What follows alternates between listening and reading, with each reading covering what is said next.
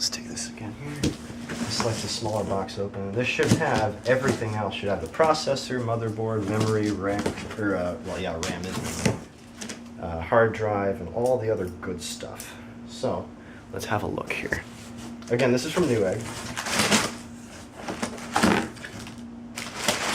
Got that lovely packaging and all that. Okay, so we have. Let's start with the motherboard. So we went with a, let's see, ASRock 880G Pro 3. This has a built-in sound card and a built-in graphics card. Where is it here? Built-in AMD Radeon HD 4250. What a shame that they got rid of ATI. I missed that name. And then it has DDR3 support, has AM3 sockets, up to 8 cores. Has an external SATA port. That's pretty cool. And then I know it said it had a sound card on here, but then again, most of them do have sound cards. At least when I was building stuff, they usually had sound cards. Yeah, this was a sound card. So, motherboard, and then we have processor. It is the AMD Phenom 2 Black Edition 1100T, which is the 6-core processor. And I suggested that on the basis that if you get a 6-core now, like, they don't have too much support for it thus far. But I pushed for that on the basis that this was only $10 more than like the 4-core. So I was like, why not, right? Disk drive, you gotta kind of have a disk drive. I think this is a DVD rewriter. What is this? This is a hard drive. These signals on the side kind of suggest that this is a hard drive. Let's see if I can figure out how to open it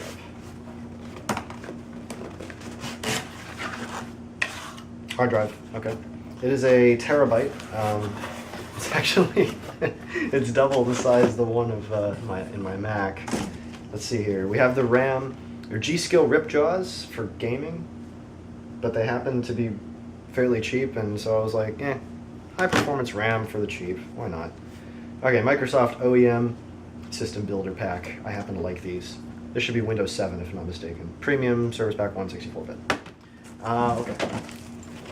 And then the power supply. I strongly recommend, this is a modular power supply. I strongly recommend modular power supplies. And I'm really hoping that, because I'm not exactly the perfect one for, calculating power take-up. But this one should be 700 watts. I think 700 watts should be fine for a built-on graphics card and things. I hope to goodness that I'm right, because if I'm not, that could be really annoying. But that's the system that I'm going to build for this guy. Again, the idea was not to have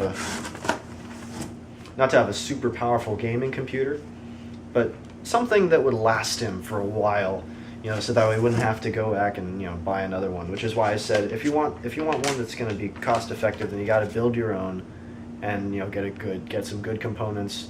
So you don't have to pay for all this extra software that they're putting on your stuff. You don't have to put for fancy schmancy, whatever.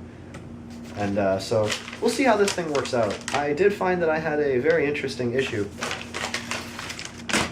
And that is the fact that I have no monitor. So I may need to go borrow somebody's monitor. But I have no monitor to plug this in. So I don't actually know how all this is going to work. So I'm going to have to find out from tomorrow. It's kind of late to call. But so that is a build for a customer who is just looking for a simple computer that will last him a long time. Has enough power to last a long time and doesn't cost very much. So have a good one all. Be blessed.